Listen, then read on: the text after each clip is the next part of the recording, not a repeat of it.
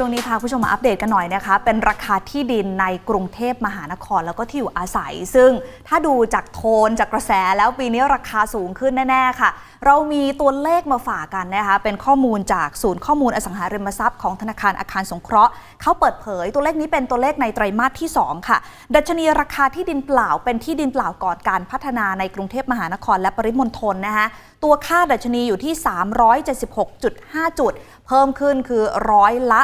6.2 เมื่อเทียบกับช่วงเวลาเดียวกันของปีก่อนแต่ว่าถ้าเทียบกับไตรมาสก่อนหน้านะคะลดลงร้อยละ 2.4 ซึ่งก็เป็นสิ่งที่แสดงให้เห็นว่าราคาที่ดินเปล่าก่อนการพัฒนายังมีทิศทางปรับตัวเพิ่มขึ้นอย่างต่อเนื่องแต่เป็นการชะลอตัวลงจากไตรมาสแรกที่ผ่านมาค่ะซึ่งอัตราการเพิ่มของดัชนีราคาที่ดินในไตรมาสนี้นะคะเป็นการเพิ่มที่ไม่สูงถ้าเกิดว่าเทียบกับการปรับขึ้นของอัตราค่าเฉลี่ย5ปีในช่วงก่อนเกิดโควิด -19 นะคะก็คือปี 2558 ถึง 2562 ตอนนั้นเนี่ยอัตราการเพิ่มขึ้นของราคาที่ดินเปล่าเนี่ยอยู่ที่ร้อยละ 14.8 นะคะหมายถึงราคานะคะทีนี้ปัจจัยการที่ทำให้ราคาที่ดินเปล่าแพงขึ้นแต่ว่าแพงขึ้นแบบชะลอตัวเนี่ยมันก็มีหลายปัจจัยเหมือนกันค่ะคุณผู้ชมไม่ว่าจะเป็นเศรษฐกิจไทยครึ่งปีแรกนะคะปีนี้ไม่ค่อยคึกคักเท่าไหร่รวมไปถึงการยกเลิกมาตรการผ่อนคลาย LTV ของทางแบงก์ชาติแล้วก็ยังมีเรื่องของหนี้ครัวเรือนไทยที่ยังถือว่าสูงอยู่นะคะร้อยละ 90ของ GDP แล้วก็มีดอกเบี้ยในขาขึ้นอีกก็น่าจะเป็นปัจจัยที่ทำให้ความสามารถในการซื้อบ้านผ่อนชำระบ้านเนี่ยลดลงไปด้วยทำให้กำลังซื้อที่อยู่อาศัยก็เลยชะลอตัวไปด้วยนะคะผลก็คือผู้ประกอบการก็เลยมีการชะลอแผนในการเปิดขายโครงการใหม่ในปีนี้ไปจนถึงปี 67แล้วก็มีผลต่อไปอีกทำให้เกิดการชะลอการซื้อที่ดินเปล่าเพื่อที่จะรองรับการพัฒนาลงบ้างในหลายทำเลนะคะแล้วก็ยังมีเนี่ยแหละที่เพิ่งเล่าไปเมื่อเบรกแรกนะคะก็คือการจัดเก็บภาษีที่ดินและสิ่งปลูกสร้างเต็มอัตราของปีนี้ก็เลยทำให้ผู้ประกอบการจะต้องมีการปรับแผนการซื้อที่ดินสะสมเพื่อที่จะรองรับการพัฒนาโครงการในอนาคตแล้วก็ส่งผลต่อไปอีกนะคะว่าความต้องการซื้อที่ดินสะสมในตลาดเพื่อเป็น Land Bank ก็เลยลดลงเพื่อที่จะควบคุมภาระต้นทุนการถือครองที่ดินเพราะว่ามีภาษีที่ดินเข้ามาก็เลยเป็นภาระต้นทุนของผู้ประกอบการค่ะดูราคาที่ดินไปแล้วนะคะมาดูราคาบ้านกันบ้างนะคะซึ่งบ้านเองก็ปรับตัวเพิ่มสูงขึ้นเหมือนกันซึ่งเราก็ดูผ่านตัวดัชนีราคาบ้านจัดสรรในกรุงเทพมหานครมีค่าดัชนีอยู่ที่ 128.7 ค่ะคุณผู้ชมเพิ่มขึ้นร้อยละ 2.2 นะคะเมื่อเทียบกับช่วงเวลาเดียวกันของปีก่อนแล้วก็เพิ่มขึ้นเทียบรายไตรมาสด้วยก็คือร้อยละ 0.6 เมื่อเทียบกับไตรมาสก่อนหน้าซึ่งถือเป็นการปรับราคาขึ้นจากปีที่แล้วอย่างต่อเนื่องนะคะสำหรับดัชนีราคาภาพรวมห้องชุดใหม่ที่อยู่ระหว่างการขายในกรุงเทพมหานครและปริมณฑลในไตรมาสที่3ปี 2566 ตัวดัชนีอยู่ที่ 155 จุดเพิ่มขึ้นร้อยละ 1.2 นะคะเมื่อเทียบกับช่วงเวลาเดียวกันของปีก่อนแต่ว่าลดลงค่ะร้อยละ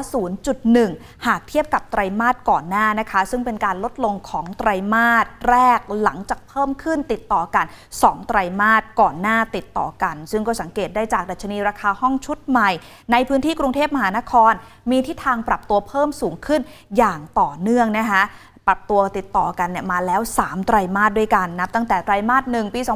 2566 จนถึงไตรมาส3ซึ่งส่วนหนึ่งก็เป็นผลมาจากภาวะดอกเบี้ยที่ปรับตัวเพิ่มสูงขึ้นค่ะคุณผู้ชมภาวะหนี้สินครัวเรือนที่ยังคงอยู่ในระดับสูงด้วยซึ่งมันก็เป็นปัจจัยที่ล้วนแล้วแต่กระทบนะคะต่อกำลังซื้อของผู้บริโภคทั้งสิ้นค่ะมีข้อมูลจากทางคุณวิชัยวิรัตกพันธ์นะคะรักษาการผู้อำนวยการศูนย์ข้อมูลอสังหาริมทรัพย์ของธนาคารอาคารสงเคราะห์ก็ออกมาบอกแบบนี้ด้วยว่าดัชนีราคาบ้านจัดสรรใหม่นะตอนนี้นะคะมีการปรับตัวเพิ่มขึ้นสาเหตุหลักๆเพราะอะไรเพราะว่าต้นทุนของการก่อสร้างมันเพิ่มสูงขึ้นด้วยนะคะไม่ว่าจะเป็นเรื่องของค่าแรงที่ก็อาจจะมีการปรับเพิ่มขึ้นด้วยแล้วก็ค่าวัสดุก่อสร้างราคาที่ดินนะคะกรมธนารักษ์ก็จะมีการประเมินรอบใหม่ด้วยหลายอย่างมันเป็นต้นทุนนะคะที่อยู่อาศัยก็เลยอาจจะทำให้ราคาบ้านราคาที่อยู่อาศัยมีการปรับตัวเพิ่มขึ้นด้วยก็เลยส่งผลทำให้การพัฒนาที่อยู่อาศัยที่จะออกมาสู่ในตลาดนะคะเมื่อปีที่แล้วจนปีนี้เนี่ย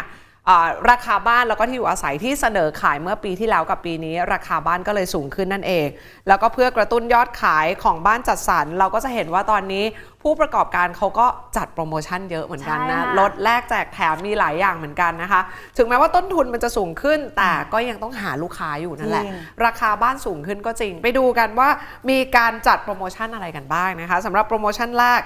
ที่จัดสำหรับบ้านจัดสรรใหม่ที่อยู่ระหว่างการขายของไตรมาสนี้เขาบอกว่าส่วนใหญ่เลย40.5%เขามีของแถมคุณแพรวไม่ว่าจะเป็นฟรีแอร์ฟรีม่านฟรีปั๊มน้ำแท้งน้ำมิเตอร์ไฟฟ้าจัดส่วนให้ปูย่าให้นะคะอันนี้เพิ่มขึ้นจากไตรมาสก่อนที่มีสัดส่วนอยู่ที่39.4%ค่ะรองลงมา39%ให้ฟรีค่าใช้จ่ายในวันโอนนะคะเพิ่มขึ้นจากไตรมาสก่อนหน้านี้ที่มีสัดส่วนอยู่ที่37.8%ส่วนอันดับที่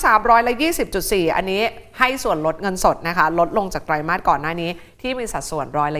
22.9%ค่ะซึ่งไม่ใช่แค่ผู้ประกอบการบ้านเท่านั้นนะคะที่จัดโปรโมชั่นคอนโดมิเนียมเองก็จัดโปรกันแบบจุกๆเช่นเดียวกันนะคะซึ่งถ้าไปดูข้อมูลก็คือของแถมเนี่ยน่าจะเป็นอะไรที่คนชอบมากที่สุดนะคะเพราะว่าไตรมาสนี้พบว่าส่วนใหญ่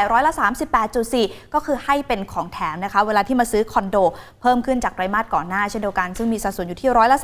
37.7%ต่อไปคือการให้ส่วนลดเงินสดค่ะคุณผู้ชมคิดเป็นสัดส่วนก็คือ35.3%ส่วนกรณีของส่วนลดฟรีโอนนะคะในวันโอนกรรมสิทธิ์ก็จะอยู่ที่ประมาณ26.4%อันนี้อาจจะลดลงเทียบจากไตรมาสก่อนหน้าเล็กน้อยค่ะเราดูข้อมูลกันในส่วนของบ้านเรากันไปแล้วขอบคุณคุณผู้ชมทุกท่านนะคะที่ติดตามรายการ Business Watch ค่ะอย่าลืมกด subscribe กดกระดิ่งกดไลค์กดแชร์ในทุกช่องทางออนไลน์ของ TNN ช่อง 16 เพื่อไม่พลาดการติดตามรายการสดและคลิปวิดีโออื่นๆที่น่าสนใจค่ะ